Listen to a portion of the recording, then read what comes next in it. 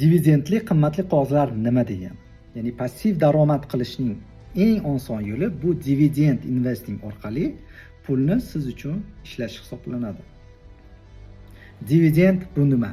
Dividend bu kompaniya o'z foydasini bir qismini aksiyadorlarga tarqatish hisoblanadi.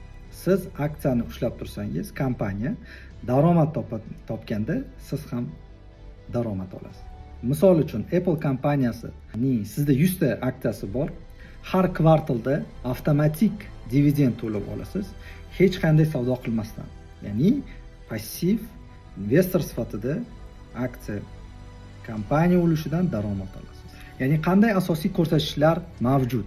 Dividend yield, ya'ni aksiya narxiga nisbatan yillik dividend foizi. Payout ratio, kompaniya daromadining qancha qismi dividend sifatida berilishi.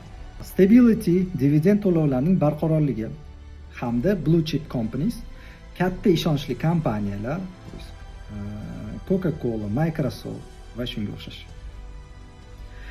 Afzallik va risklar, ya'ni passiv daromad ishlash shart emas. Ya'ni kamroq stress tradingdan o'laroq kun ichida har kuni monitorga qarash shart emas. Va long term growth, vaqt o'tib kapitalingiz oshadi. Risklar, ya'ni dividend kamayishi mumkin, aksiya narxi tushishi mumkin va inflyatsiya real daromadga ta'sir etishi mumkin. Qanday boshlash mumkin? Birinchisi bu barqaror kompaniyalar topiladi. Dividend tarixi o'rganiladi.